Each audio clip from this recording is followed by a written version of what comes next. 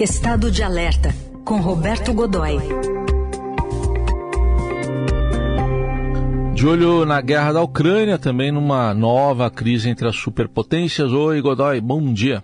Bom dia, Raíssen. Bom dia, Carol. Bom dia, amigos. Bom dia. Bom, o que tem de perigo, Godoy, nessa história que veio a público essa semana de um drone americano que caiu ou foi derrubado por caças russos?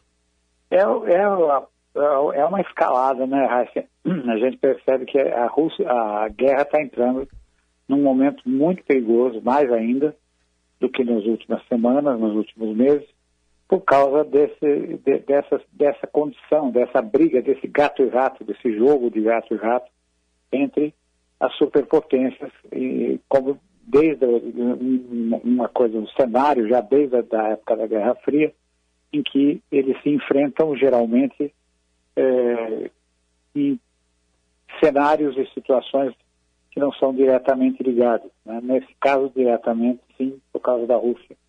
Mas no caso dos Estados Unidos, não. Né? É apenas um envolvimento indireto por meio do fornecimento de material para a Ucrânia.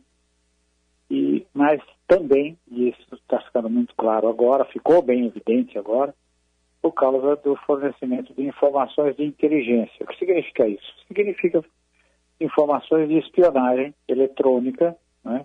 Como a Ucrânia não tem condições próprias de fazer, que vêm sendo feitas por meio dos super drones americanos da linha Reaper e da linha Reaper Q, Reaper Q.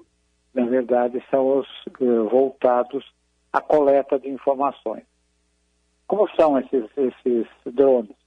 Eles, na verdade, são pequenos aviões, veja bem, nada parecido com esses drones que a gente vê aqui, comerciais, esses disponíveis aqui, que são um pouco mais que aeromodelos. Não, eles são pequenos aviões com imensa capacidade. Eles são tão sofisticados, tão grandes, eles custam uma bagatela de 14 milhões de dólares cada um, apenas a aeronave, ou seja, sem que você considere a carga eletrônica que ele leva, sensores de monitoramento, de fotorreconhecimento, de escuta e principalmente de localização. Eles podem localizar imagens de pessoas no meio de multidões, por exemplo, e são praticamente indetectáveis numa situação num campo tático, num campo de batalha. E vão muito alto, entre 13 e 18 mil metros, né? E baixa velocidade, não precisa ser rápido, ao contrário, a baixa velocidade é um predicado, né? É uma virtude dele. E uma coisa curiosa, que pouca gente sabe, esses drones, você não é capaz de imaginar de onde é que eles podem ser pilotados. Eu diria, imagine o seguinte: eles estão voando sobre a Ucrânia, sobre o Mar Negro, sobre a Crimeia, e eventualmente podem estar sendo pilotados milhares de quilômetros de distância. Por exemplo, algo como, uma base no interior do estado do Illinois, nos Estados Unidos. Haja bateria nessa pilha do controle remoto, hein? Haja bateria, Carol. Você tem toda a razão. Ficam dois sujeitos numa cabine que simula quase como se fosse uma cabine de pilotagem, só que mais espaçosa, levemente mais espaçosa, com grandes telas eletrônicas, enfim, digitais, para mostrar o terreno no chão, né? O cenário que está sendo pesquisado, essa coisa toda. E esse cenário pode ter centenas de quilômetros de quadrados de alcance. As câmeras para os sensores eletrônicos, os sistemas de escuta, enfim, eles são gigantescos, têm grande capacidade.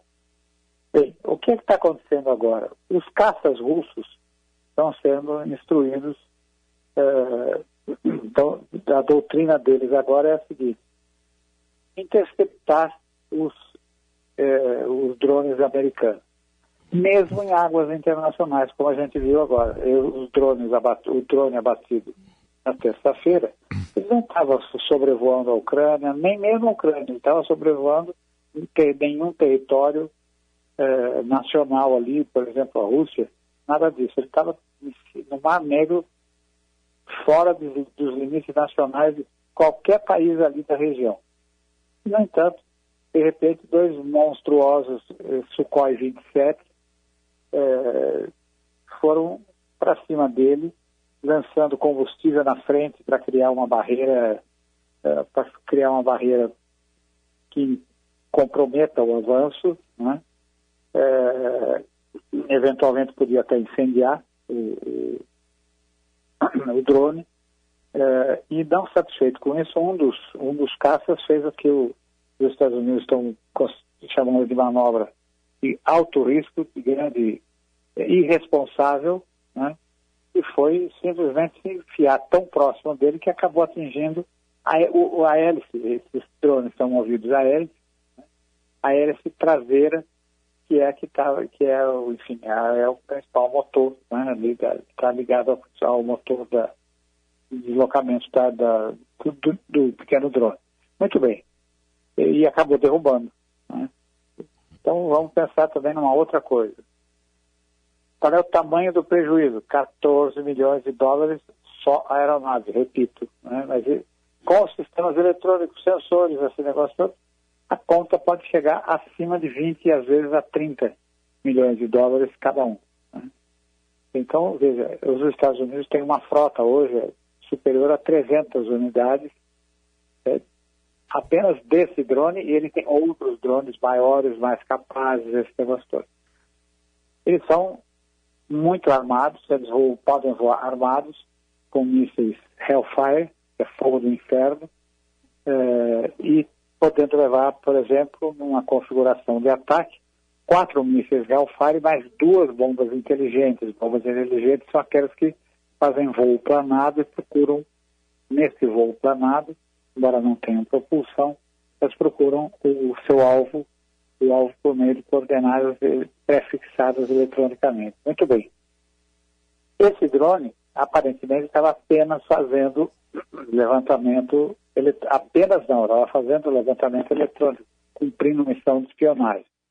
Mas veja, esse jogo de gato e rato, em que os caças russos se aproximam muito do drone, o drone está em águas em limites internacionais, mas pode bordejar um limite nacional, pode invadir um pouco o espaço aéreo da Rússia ou da própria Ucrânia, caracterizando o envolvimento do conflito.